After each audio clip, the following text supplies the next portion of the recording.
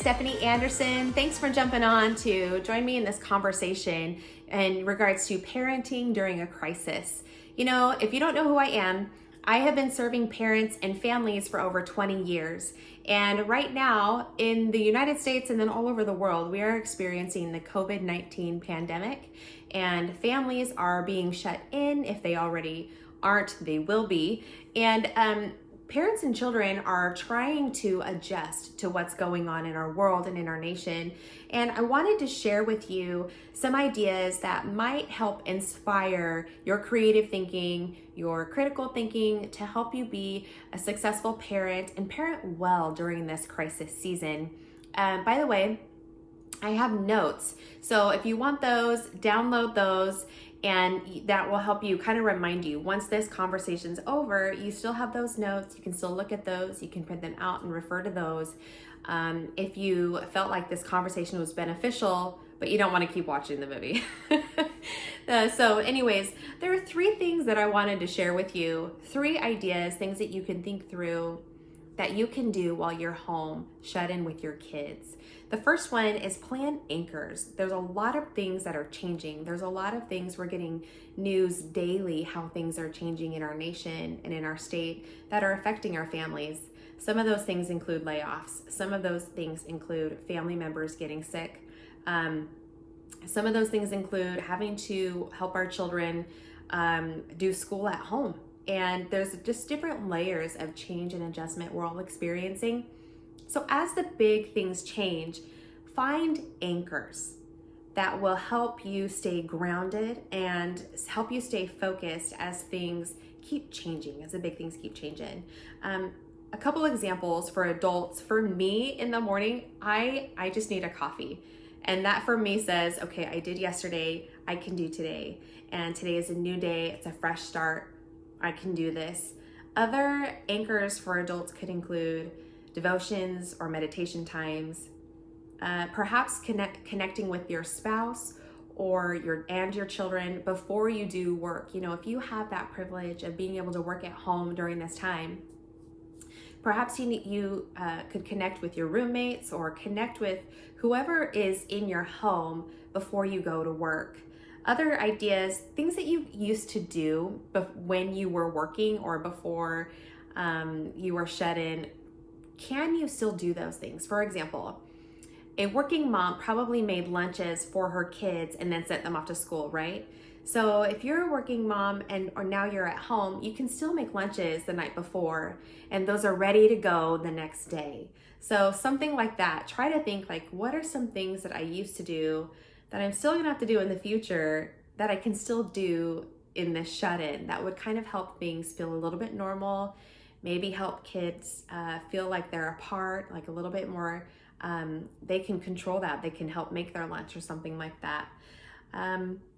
Things like that. So some anchor ideas for kids would include, you know, my youngest loves this one. He responds so well, I should say that way. Responds well to statements instead of yes or no questions.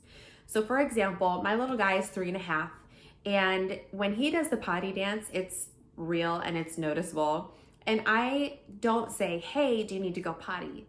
Instead, I'll say, hey, bud, in just a second, you're gonna stop playing in 2 minutes and you're gonna go potty. He responds to that so much better than if I say, hey, do you need to go potty? And then he'll say, no, and I'll be looking at you like, what? You're telling me no, but you're dancing. And so instead of our conversation escalating, I ground it. I give it an anchor and say, hey, buddy, in 2 minutes, you're gonna stop playing, you're gonna go potty, and then you can come back to play. And then he says, okay. So it just works better sometimes. Try that. Try giving statements instead of yes or no questions. Another thing that has been working well for us that I've been seeing other people talk about, is the tough love. I'm a tough love mommy, right? So when my kids fall, I will say, oh, get up, walk it off, you know, or if they spill something, I say, hey, go get a towel. But right now, I have not been doing that. I've pulled away from that and I've decided to just give love. Try to do your best to change that for your family and for your kids as well. You know, my almost 9-year-old, my son was running through the house, and on his way out the door, his he was just off, and his knee like hit the door frame and it cracked, and it was so loud, and he was crying, and he's a pretty tough kid. And instead of saying, hey, you shouldn't have been running through the house, instead I sat down by him and I said, are you okay? So think of things where you can kind of not do the tough love piece. This situation's already hard. This situation's already unique, and it's gonna build a strength in our kids. It's gonna build a resolve in our kids. The second thing, so the first thing is plan anchors. The second thing is have a plan for when your emotions run high. It's gonna happen, and it's usually with our kids that they are really good at kind of flipping the switch for us, right? They're the ones that wanna make us pull out our hair, and we can't wait for bedtime. So what are some things that we can do when our emotions run high? One of the first things we can do is consider taking a parent timeout. Maybe that means you need to go sit in the car while they're still in the house. If they're making a mess, it's gonna be there when you're done with your timeout. Maybe you need to go for a walk. Maybe an older sibling needs to watch the kids or something like that.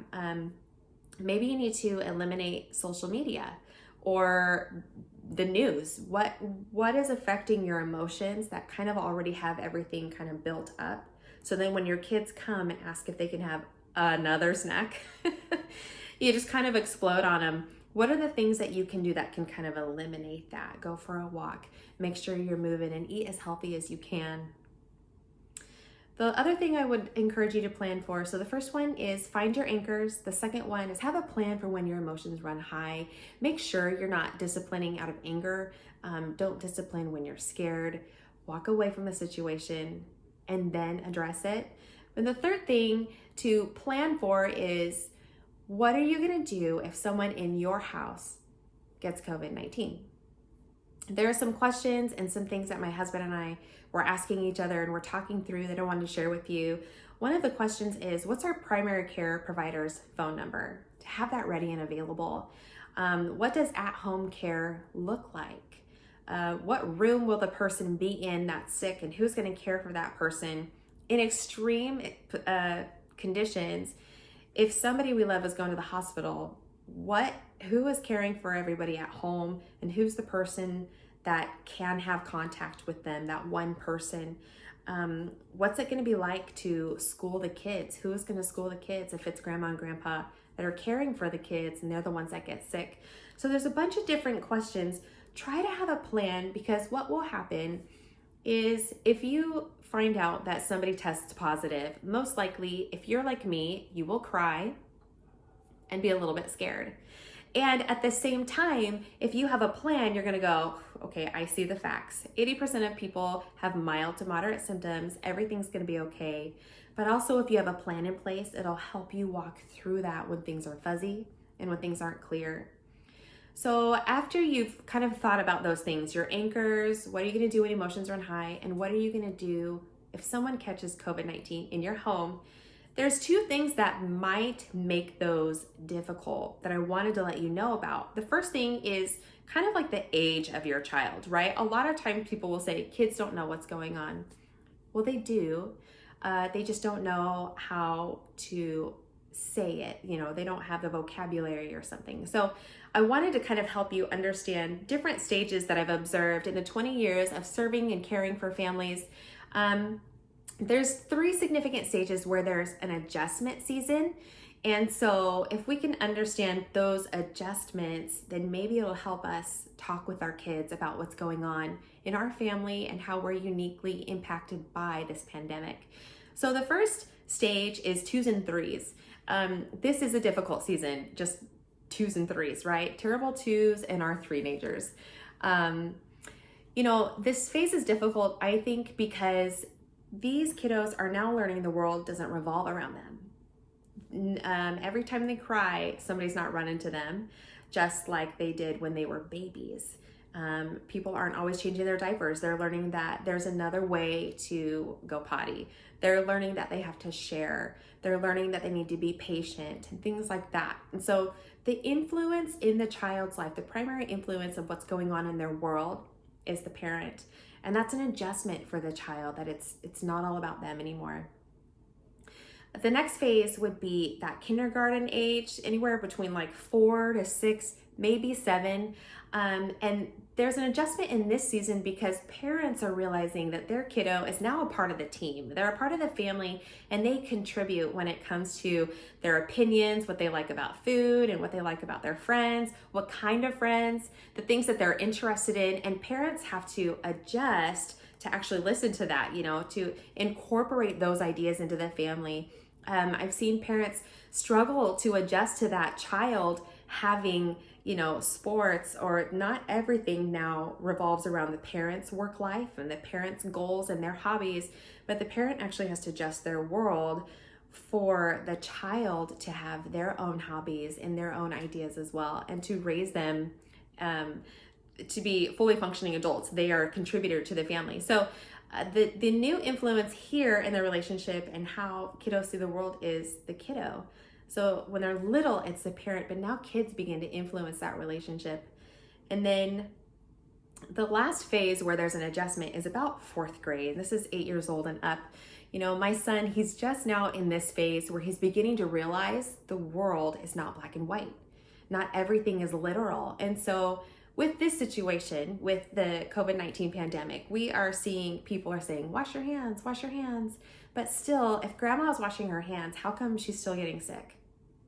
And so that's a question that we're going to have to help our kiddos kind of walk through. And so helping them understand there are gray areas. We still do the best that we can, but there are gray areas. And so helping kiddos understand that there is an outside influence. It's an influence that mommy can't control, daddy can't control. It's an influence that the child can't control, that will help them understand that. So those are some steps, some stages that would kind of help us. Okay, what stage is my kid in, and how do I talk to them about this?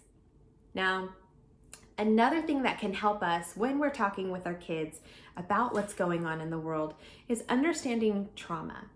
There's 4 phases of trauma, and I wanted to let you know about those. Just really quickly, we'll breeze through those. There's 4 phases. The first phase is impact. That's where something happens. The second phase is withdrawal and confusion, and that's where we begin to say, what just happened? The third phase is adjustment. We're beginning to process and soak in the different pieces and absorb, okay, just here's what happened here, and we're processing what happened. And then the last phase is rebuilding and reconstruction. And that's when we're building from what happened. We're able to take the pieces and build on those. And we're going to be able to create a new normal. Life is going to be different after this. But, people are going to still go back to jobs. People are going to go back to school. And there is going to be a normal, but it's going to be a new normal. So what are some things that you can build on right now that will help you prepare for that new normal in a good way, a good new normal? With kids, when it comes to trauma, things like losing their friends is trauma. Things like losing a loved one, or a parent getting sick, or a grandparent getting sick can be very scary. So we can't underestimate that. A parent losing a job, we can't underestimate these things. And so kids, when they experience trauma, they generally fall into one of 2 groups. The first group would be the kiddos who experience high anxiety, and they don't have life experience to draw back on that lets them know this is going to be okay. And so for these kiddos, it's important to have those anchors. It's important that you have your plan when your emotions are high, that you can control yourself, take a breath, so you can be there for them. And then there's another group of kiddos, when an impact happens, they're trying to process it. They're trying to figure out again, but at the same time, again, they're limited in experience, limited in vocabulary, and so they're unable to fully process and get to a rebuilding phase.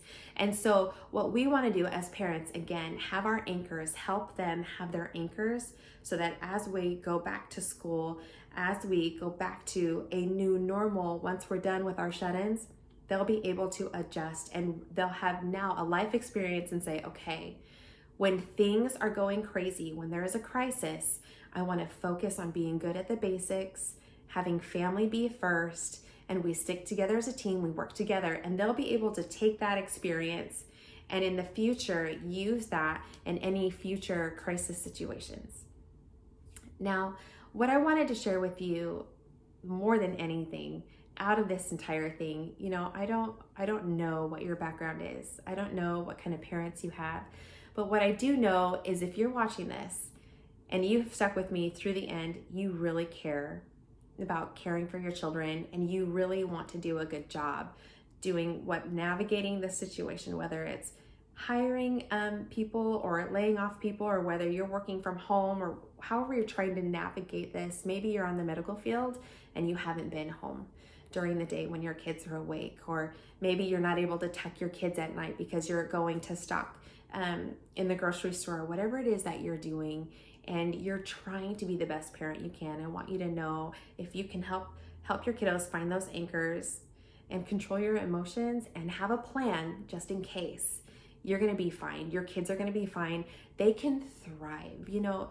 It seems kind of oxymoronic, or like more like a paradox. But in difficult seasons, people can thrive. It's possible. And a lot of times people thrive in difficult situations because someone is giving everything they have. I'm a Christian and I believe in Jesus. And what I know is that my sin, all of my mistakes, put me in a crisis situation. And because Jesus sacrificed, he gave everything that he has. He gave it at the cross. He died on the cross for my sin. Because of that, I can thrive. And I believe that if I sit and I do my devotions, when I pray and have time to connect with God and remember his love for me, it's an anchor for me. It grounds me. And then I can have love and have patience and mercy for my children. I think that you can do that too. I know that he's waiting for you to call on him and to ask him for help. He can be your peace. He can be your provider if you're needing something. And if you pray, watch for the miracles. Watch for God to show up in your life. You can be a parent and parent well in a time of crisis. Take care, you guys.